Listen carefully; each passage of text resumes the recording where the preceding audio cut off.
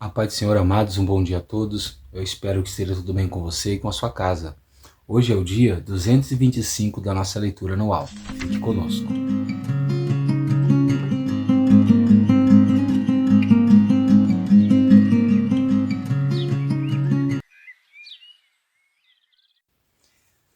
Bom, amados, nós estamos estudando o livro do profeta Jeremias. Estamos chegando à metade dele já, né? E a nossa porção diária de hoje vai do capítulo de número 23 até o capítulo de número 25. Amém? Separe um tempo no seu dia, se organize, né, na sua rotina, de acordo com as suas possibilidades. Faça essa leitura sempre que possível. Faça anotações num caderninho ou mesmo na sua Bíblia. Grife as partes que você achar importante e medite na palavra do Senhor, para que você possa ter um crescimento espiritual. O nosso texto devocional de hoje se encontra no capítulo 23, os versos 5 e 6, que dizem assim: Eis que vem dias, diz o Senhor, em que levantarei a Davi um renovo justo. Sendo rei, reinará e agirá sabiamente, e praticará o juízo e a justiça na terra. Nos seus dias, Judá será salvo e Israel habitará seguro. Este será o seu nome, com o qual Deus o chamará: o Senhor, justiça nossa. Amém? Bom, nós vimos ontem, né, como o povo de Israel, ou melhor, o povo de Judá, estava recebendo os profetas de uma forma negativa, né? Eles não se submetiam à autoridade da palavra de Deus e muito menos levavam a sério aquilo que Deus trazia por meio de seus profetas. Então nós vemos hoje que não era somente o povo quem tinha dificuldades com os profetas. Assim como nós já vimos no estudo do livro dos Reis e de Crônicas, nós podemos observar nesse capítulo que haviam lideranças que não eram sadias naqueles dias, né? Então nós temos no começo desse capítulo uma declaração negativa de Deus sobre a liderança. E Deus aqui ele usa uma metáfora. Ele usa a palavra pastores para os líderes, né? Então nós podemos ver que ele não está falando somente de líderes religiosos, mas também dos próprios reis, né? Das nações que o Senhor havia elegido, que é Israel e Judá. Então nós temos príncipes, temos reis, temos sacerdotes, temos levitas, homens que se corromperam, né? Por causa da idolatria, da vaidade, da avareza e do próprio orgulho. E Deus diz que esses pastores, eles faziam com que as pessoas se desviassem do Senhor. E realmente nós sabemos que uma liderança, ela tem um poder muito grande de influenciar aqueles que estão ao seu redor, né? Então, se você tiver uma liderança sadia, automaticamente as pessoas que estão sob o cuidado dessa liderança serão sadios. Uma liderança não sadia tem a tendência de levar pessoas a agirem de uma forma não sadia, né? Então o povo se afastava de Deus, o povo fugia de Deus, né? O povo era descuidado com as coisas espirituais por causa dos líderes que Israel estava tendo. Nós, quando estudamos o período dos reis, nós vimos que tiveram reis que reformaram espiritualmente Judá, né? Removendo a idolatria, levando novamente o culto e adoração a Deus para o centro da nação, né? E aqui vale uma observação muito interessante que alguns de nós cristãos não para pensar. Nós pensamos que política e religião são duas coisas que não se discutem. E isso é uma mentira de Satanás para que nós não venhamos abrir a nossa mente. Política e religião deveria ser discutido sim, de uma forma sadia, de uma forma bondosa, né? E outra coisa interessante, política e religião, elas não estão separadas, elas estão sempre juntas. Por quê, pastor? Se você for observar, nos dias de José, Deus enviou José na mão do maior império do mundo, que é o Egito, para que Deus pudesse efetuar salvação. Se você for observar, a saída do povo do Egito foi uma revolta política, porque eles se levantaram contra o rei do Egito. Se nós formos observar todo o progresso do livro dos reis, ou do período dos reis, juntamente com os profetas, nós vamos ver que geralmente o profeta ou ele estava atrelado com o rei, ou seja, com a política do país, ou ele estava profetizando contra a política daquele país. Então nós vemos que o líder de uma nação, o líder de um estado, ele influencia muito no que o povo daquela nação vai fazer, o Deus que aquela nação vai adorar e o culto que aquela nação vai prestar. Nós sabemos que nós temos hoje no mundo líderes globais, líderes de nações, que não permitem que o seu povo adorem a Deus, e muito menos que prestem culto ao nosso Senhor Jesus Cristo. Então nós precisamos abrir muita visão sobre isso. E esse capítulo fala justamente sobre esse tipo de posicionamento. Então política e religião se discutem sim, e política e religião estão completamente atrelados. Inclusive quando nós chegarmos no livro de Daniel, nós vamos descobrir que assim como José, Daniel foi governador, né?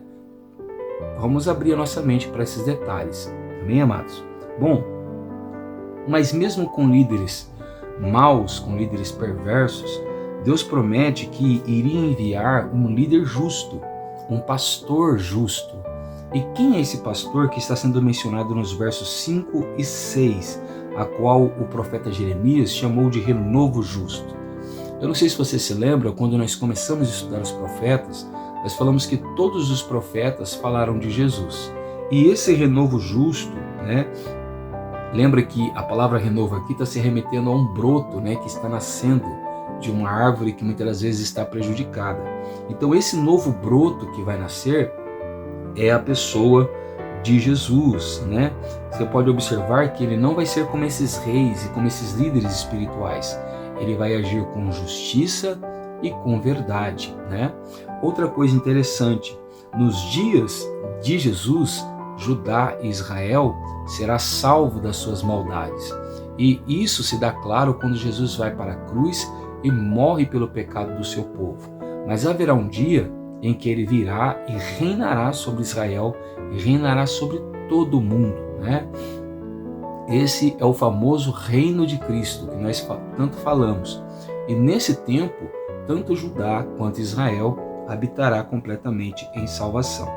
E esse reino de Jesus será tão pautado na justiça que o próprio nome com que ele será chamado, né, será Senhor Justiça Nossa, né?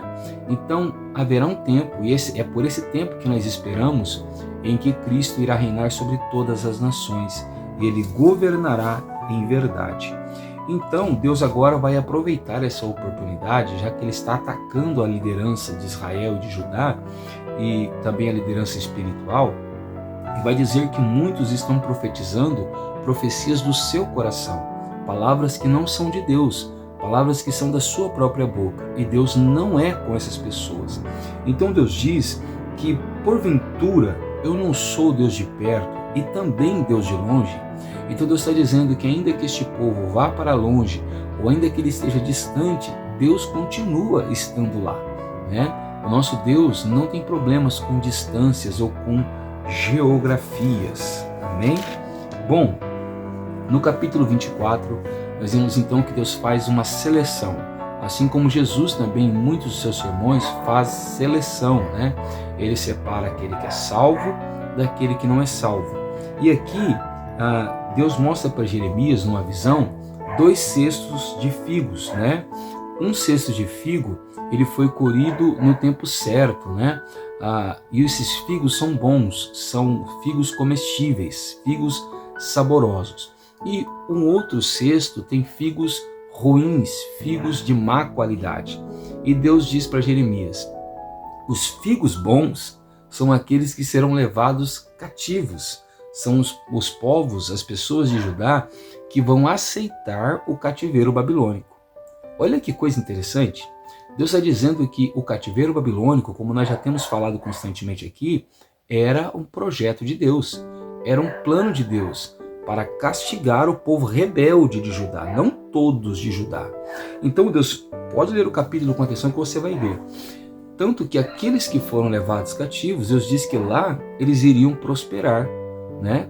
Então o cesto bom são as pessoas que vão para o cativeiro. Às vezes Deus está nos levando para locais, está nos colocando em situações que para nós parece ruim, mas na verdade faz parte do propósito de Deus para as nossas vidas. Se você se lembrar dos estudos de Gênesis, você vai se lembrar que Deus tinha falado para Abraão que depois de algumas gerações, melhor dizendo, na quarta geração, o povo, a descendência de Abraão, seria levado para uma terra estrangeira.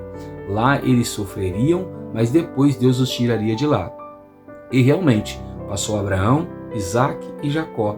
Quando nós chegamos em José, o povo foi levado para o Egito. Lá eles ficaram 400 anos e depois Deus levantou Moisés e tirou eles de lá. O que nós aprendemos então com essa visão? Os cestos de figos ruins representam o povo que se submeteu à liderança de Zedequias, um rei perverso de Judá, um rei que se submetia à idolatria, adorava Baal, passava os seus filhos no fogo. E aqueles que ficassem do lado de Zedequias, essas pessoas que ficassem em Judá e não quisessem ir para a Babilônia, Deus os desprezaria, E eles seriam como um prejuízo para o povo de Judá.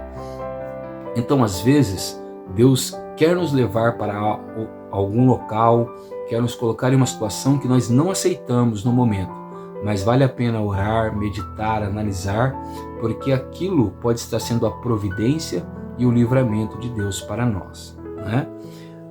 Junto com essa profecia dos cestos de figos, porque esse cativeiro já estava sendo real, o rei da Babilônia agora já é Nabucodonosor, e esse é o primeiro ano do seu reinado. Ele já está dominando ali Judá, ele está dominando já uma boa parte dos países à sua volta, e Jeremias agora vai ver que além de Deus determinar o cativeiro, Deus vai determinar um tempo para esse cativeiro. Uma coisa que a gente fala sempre quando nós estudamos a palavra do Senhor é que existem alguns tipos de sofrimento, E os dois mais claros são a provação e a tentação.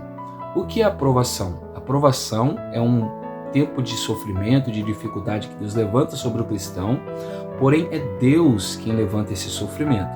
E esse sofrimento tem um propósito, como já chama, provar a pessoa. Esse sofrimento tem um início e tem um tempo decretado de fim, certo?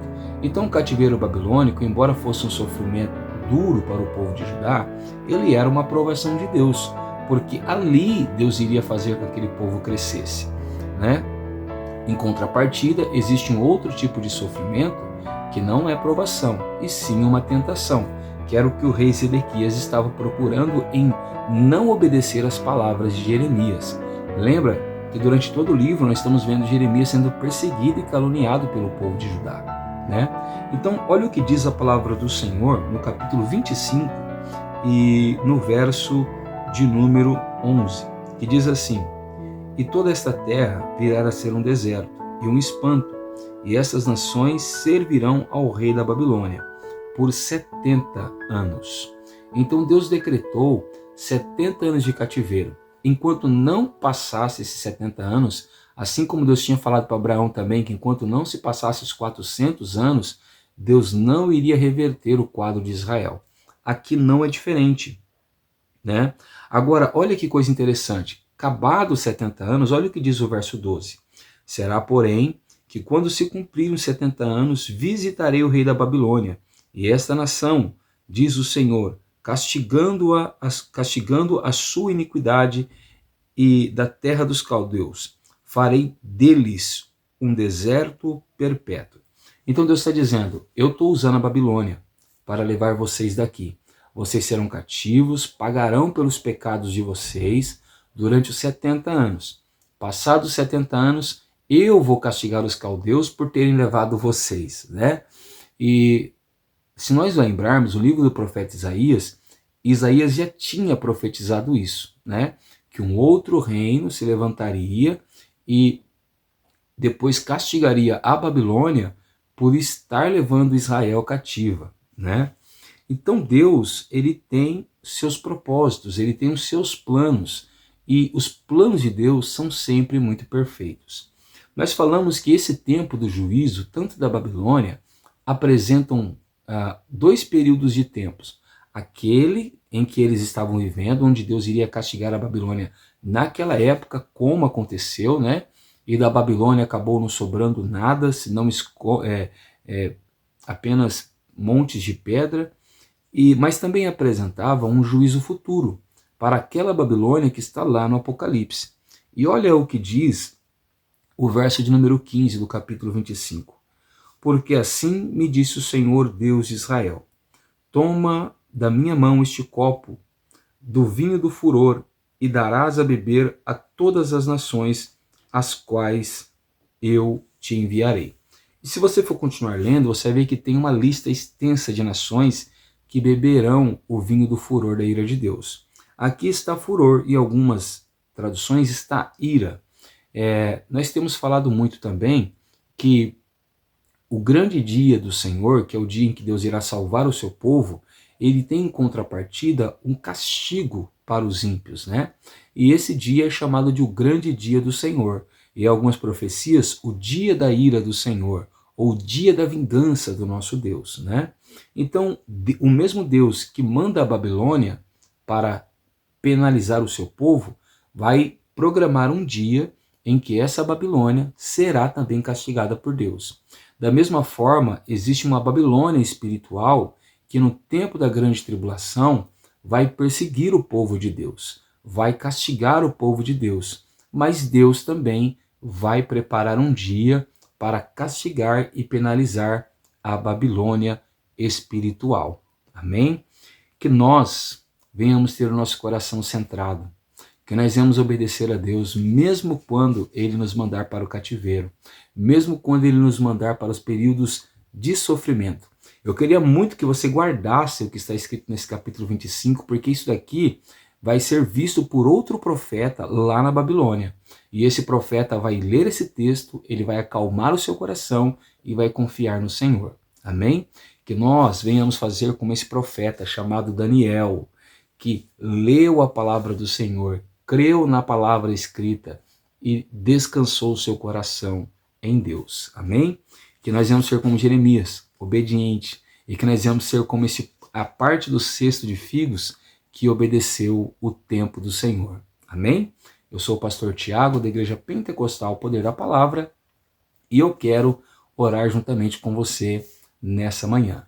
Feche seus olhos, abra o seu coração e ore ao Senhor juntamente comigo. Senhor, nosso Deus e nosso Pai, nós te louvamos nessa manhã, te bendizemos e te glorificamos pela sua bondade e pela sua graça. Senhor, trabalha poderosamente sobre a nossa vida, sobre o nosso coração e sobre a nossa história. Senhor, muitas das vezes, Tu tens planos que nós não compreendemos. Tu tens projetos que nós não sabemos interpretar corretamente. Assim como Jeremias estava profetizando que era necessário que o teu povo fosse para a Babilônia. Assim como no dia que Cristo foi traído, Jesus disse que era necessário passar por aquele tempo de sofrimento. Muitas das vezes nós não entendemos e também não aceitamos, mas precisamos obedecer a tua palavra, Senhor. Que nós venhamos ser como aquela parte dos cestos de figos que aceitaram o cativeiro, que foram para o cativeiro, que prosperaram no cativeiro e que depois vão obter restauração. Senhor, ajuda-nos a sermos obedientes à Tua palavra, a ouvirmos a Sua voz, para colhermos o melhor do Senhor para as nossas vidas. É assim que nós te pedimos e te agradecemos. Amém, Senhor Jesus. Se você tem gostado do nosso trabalho, eu vou te pedir o like, que você compartilhe esse vídeo com pessoas que precisem ouvir uma palavra de Deus. Amém? E se você não estiver inscrito no canal e quiser ser notificado, se inscreva, ativa o sino, assim todas as manhãs você vai ser notificado quando esse vídeo for postado. Amém? Que Deus te abençoe, fique com Ele e tenha uma ótima terça-feira.